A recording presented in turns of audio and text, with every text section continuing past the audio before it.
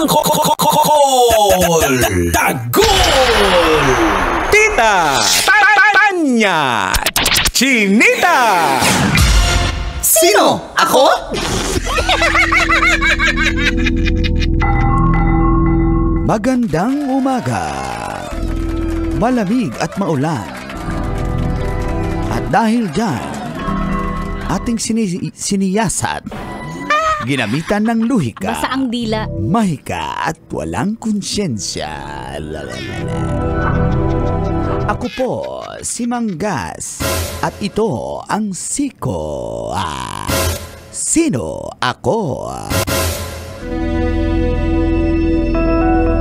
Viral ngayon ang isang lalaki na mula sa Quezon Province na may kakayahan di umanong magpaamo at makipag-usap sa mga alaga niyang ibon o bird na na-rescue mula sa gubat. Ayon kay Istong, lumaki siya at nanirahan sila sa bundok. Wala silang mga kapitbahay. Wala siyang kalaro na ibang bata, kung kaya naging kalaro niya at kinakausap niya ang nasabing mga ibon. Subalit, legal ba ito? Ayon sa DENR, under Republic Act 9147 or the Wildlife Resources Conservation and Protection Act, bawal ang paghunting ng wildlife, lalo na mga birds. Ito ay illegal at punishable under the law. At ang mahuhuli ay maaring makulong ng 2 taon o hanggang 4 na taon at merong babayaran pang may multang 30,000 hanggang 300,000 pesos. Ikaw, kabisyo, mag-aalaga ka pa ba ng ibon? Yan ang ating Siko. Sino ako?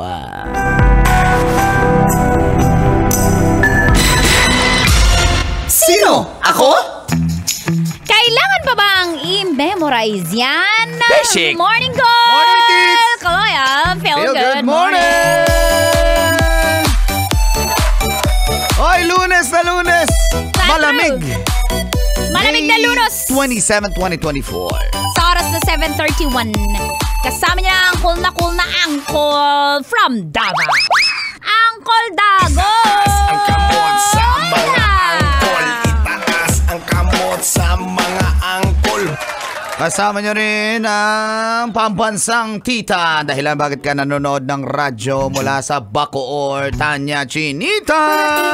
Mestiza na Chinita, habang ako'y morenang dalagang Pilipina. Tingnan mo naman ako sa mga mata mo, huwag kang kumaripas ng tao. Thank you, Col! Bawal Tits. yan! Bawal Tama talaga si yan. Manggas. Mang Kanor, bawal yan. Mang Kanor, ano bang ibon hinuhuli mo dyan? Andyan ka sa ilalim. Ano yan? Binantayan ko yung ibon ko. Ibon. Ay, sorry. Walang magtatangka sa ibon mo. Ugod-ugod na. Hoy, excuse me.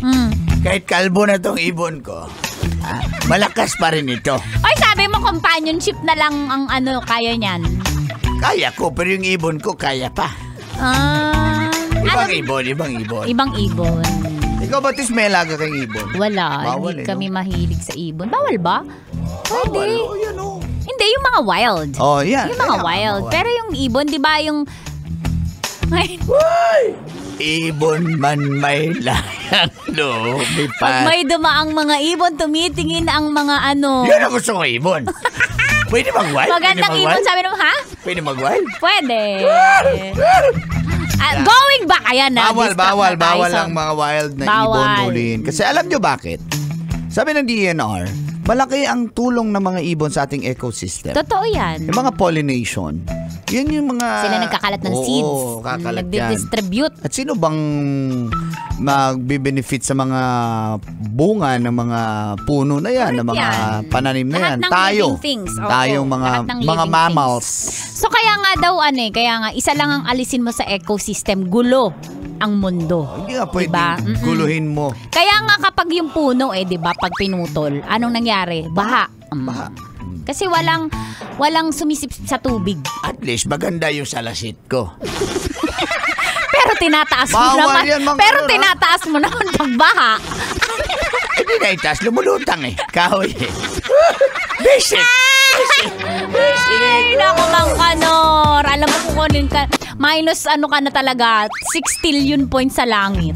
Matagal na. Tanggap mo na, no? Tanggap Baka na. ikaw na si Satanas. Mukha nga nito. Sabi niya, tweet, tweet, tweet, tweet. Gusto mo talaga maliter siya.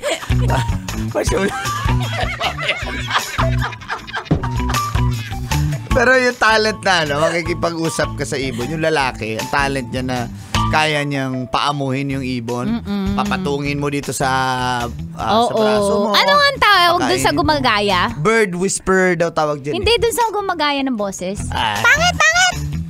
Mas pangit ka! Wala. Ganyan kayo. Hindi, ano tawag? Ay, sinabi mo pangit ako. Napaka-guilty mo naman! Kaya nga. Ano tawag dyan? Mimicry. Mimicry. Oh, Ano ba yun? hindi. Maya ba yun? Parot. parot. Parot. Mayna bird, meron din yung Mayna. mayna. Oh, di ba? Yung mga parrot, saka yung ibon, saka yung lalaki. Yeah. Yung iba, yung lalaki, alam mo ginagamit niya? Meron siyang pito. Pag naririnig ng mga Maya birds, yung maliliit, di ba Maya? Pumapatong sa ano niya, lumalapit sa kanya. Oh, Nakakamiss kaso bawal naman. nga Di ba tayo as a 90s kid, basic sa atin makakita paglalabas ng bahay natin yung mga ibon. Ngayon ang hirap, no? Wala na. Wala na ang silang hirap eh. mapatungan eh. Wala na silang... fresh air. Kasi sa kahoy sila gumagawa ng mga nest or Oo, mga... yes. Sa Bisaya na, salag. Oo. Tapos Ano yan sa Tagalog? Pugad. Pugad. Oo. Ngayon saan gumagawa sa kisame, di ba? Oo. Ng bahay. Sa init pa ng kisame. Oo. Di ba, no? Grabing ginawa natin sa mundo. Ganun talaga. Pero bawal kung mayroon kayong mga wild na ibon po dyan na nahuli nyo or na-rescue nyo po, surrender nyo sa DNR. Para maiwasan yung, kumbaga nagkusang loob ka na nga lang para alagaan yung ibon, ikaw pa yung mapasama kasi bawal nga po siya. May batas po kasi po dyan. Kasi alam nyo bakit? Kahit maganda yung intensyon mo, meron kasi ibang tao nag-abuso dyan Hinuhuli nila, binibenta nila. Endangered species na nga Wala nang maabutan yung next generation. Diba? Kaya, wag nating hulihin. Yung ibon. Yung lalaki. Dinakma niya yung ibon Basta nakma talaga. Galing talaga. Dinakma niya Yung ibon? Yung lalaki. Oh! Type ng Biki. Spell Vicky. Bike. Beke? Type ng Bex. Yung lalaki. Yung ibon. Sabi niya, tweet, tweet, tweet, tweet, tweet, tweet, tweet. Sabi nung ibon? Maniwala na sana ako. Nag-tweet lang. Yung lalaki. Para lumapit sa kanya. Yung ibon? Yung lalaki. Kala ko yung babae. Ganyan ba? Ang pagtawag? Tweet, tweet, tweet, tweet. Sa ibon? Sa babae? Oo. Dumaan nga Yung babae? Yung ibon. Ibong adar na. Yung ibon. Yung babae. Ingat ka ba pag nataihan ka sa ulo? Ang ibon. Ang ibon. Nataihan ka na lang. Ew. Yung ibon? Ew, yung lalaki. Ew. Lagi niya pag kukuha ko ng sasakyan sa garahe, laging maraming tae sa pupok na sasakyan. Ang ibon? May kumakain. Na tao?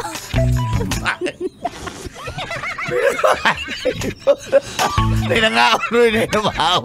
Good morning sa mga namahaw na. But smiling namahaw na. Salamat kayo ninyo. Oh, uy, yung iba kasi, tinitirador. Yung ibon. Yung lalaki. Kasi naman kung saan umiihi. Yung lalaki. Yung ibon. Ay, dapat doon lang kayo sa basahin nyo, bawal umahi detu. Basahin ng lalaki? Basahin ng ibon. Di ba may kasabihan dyan Black with the same feather. Ano blank? Huwag may papilin na blank. Hello, Nico. Hi, Nene. Hi, Eliana Luis. Good morning. Birds ba yan? Birds with the same feather? Lalaki with the same feather. Ay, tinawid pa. Tinawid pa. Wala na, pinatay na yung radyo. Uy, pumatong sa bubong. Yung bird.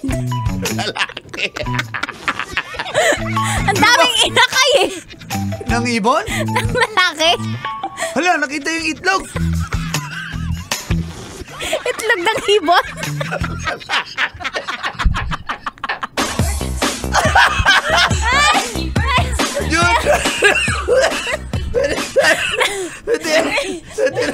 Ang ating Aliwan Fiesta. Huwag kalimutan, June 27, 29. Aliwan Fiesta na. Kaya punta kayo dito dahil magkakasiyahan tayo niyan. Dito lang sa 90.7 Love Radio. Good morning. Kanang baboy memory dyan, Basie. This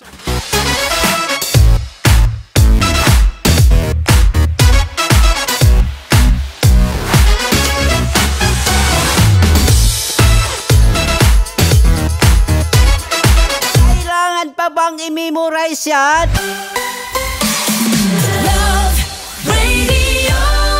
Basic!